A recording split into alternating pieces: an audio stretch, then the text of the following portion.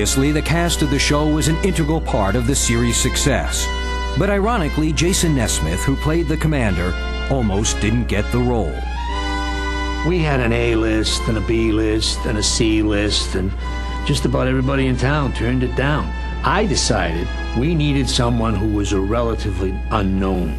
In other words, somebody who was desperate. Yes, I had the reoccurring role on that really lame sitcom. I think we all remember Hello, Neighbor. You remember the joke of the show is that you never saw me from the neck down?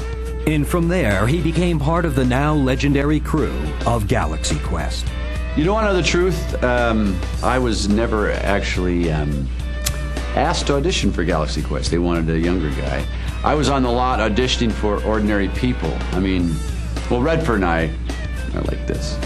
Nesmith mistakenly walked into the Galaxy Quest casting director's office and began reading a scene from Ordinary People. Come on, Conrad, just let it out. You know, that kind of stuff. We were halfway into the first season before I realized that I wasn't doing Ordinary People. Well, you know, Jason's all right. He's just kind of likes himself. I think he's wonderful. I don't think every show has to be about him. And I think sometimes he doesn't realize that. I mean, let's face it, I was carrying the show. The weight of the show was on my shoulders. Well, I think it depends on who you ask. As far as I'm concerned, I've fed up with him. He seems very inconsiderate, but I have been really in love with him. I think we were engaged for a while, and I think I keep trying to start my life over, but I keep being thrown together with this guy. Jason was like a father figure. It was a lot of fun, you know, watching him and doing things, and we went fishing a lot of times and stuff like that.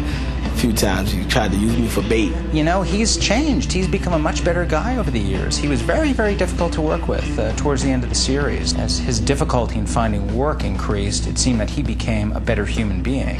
And now he's really come around and found himself, and he's a lovely guy to be with. It's 2 words there. It's Tony Robbins. And he and I are just like this. Pivotal to the series' success was the casting of Tawny Madison, the ship's only female crew member. Rumors circulated that Frank Ross wanted to hire his Swedish secretary. Lunga, a terrible actress. Eventually, the network talked him out of it, and the role was given to Gwen DeMarco, an actress known for a number of low-budget films. She's always been a pleasure, Gwen. She's been very humble and has been a hard-working actress. Hard-working? All she had to do is repeat what the computer said when it was working. Systems register functional. All systems are working, Commander. I translate this very technical jargon into language that my crew and the public can understand. So I'm really putting everything into that. Well, you know, she did the show initially. She'd been asked to do a small part in a Woody Allen movie, and it was either that or the TV series. And, you know, some people would say that maybe she begrudges the decision she made. Well, if I'd done that Woody Allen movie, even if it was one line, would that have changed my life? You're picking between, you know, who would have thought Annie Hall would have done that well, or, you know, repeat the computer. You know, it looked as though, you know, our show was, it was a good choice at the time, you know.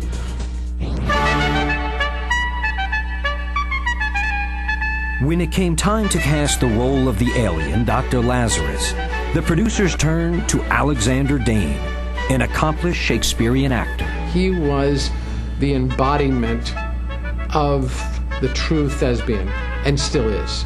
Oh, he's a real pro. You know, he's always very disciplined. But he does wonderful, simple things with his character that make a big difference, you know. He's an actor. He's not an actor like you are here. It's an actor. You have to do it like this, an actor. Because he went to Luger Haagen-Dazs school or something. He was very, very into his method. Well, I had come to Los Angeles having been in a successful television show in England, and I came over because my agent at the time thought it would be a good idea to see what was perhaps on offer over here. And there was a possibility of bringing a very successful play that I'd been doing in London as well. That didn't quite work out, but I'm still hoping that I might be able to get that up and running. Somewhere in there I went along for an audition for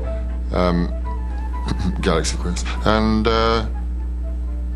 I got the role. I played Richard III. 5 curtain call. There were 5 curtain calls. I was an actor once. Damn it, now look at me. Look at me! He was this very elegant British actor who now is forced to wear a plastic head, a rubber head, and spend time at these conventions, but he still carries a certain dignity with him. I don't mean to get too much into it. It's just that sometimes this, motherland stuff, after a while, better actors and pip pip hurrah and all that kind of stuff, and hello, all right, and it always seems like he's got a better mood. And it's not like there's bad blood, there's just blood between us, How are you and Jason getting along? Very well. Is there any competition? No. Is everyone happy? Delirious. And we've gotten over all this. We went to, actor counseling sessions, the two of us. They have this whole, it's kind of set up on the 12-step thing, and you got to turn it over to the other actor, and you got to, it got tough there for a while, but only because I don't like British sports cars, and that's basically where it started. It's lovely. You have to embrace certain people's qualities, and his pomposity is something we've grown to love. He gets a little testy still, but what do you expect? He's English. You broke the ship. You broke the bloody ship.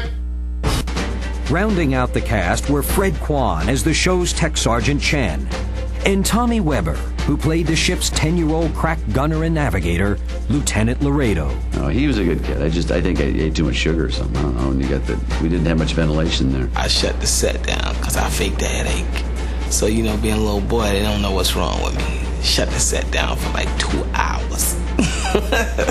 Who knows? Coffee, caffeine. I don't touch him myself, but the kid was a great kid, though. Great kid. When he didn't have a headache. With the cast finally assembled, Galaxy Quest went into production and began its journey.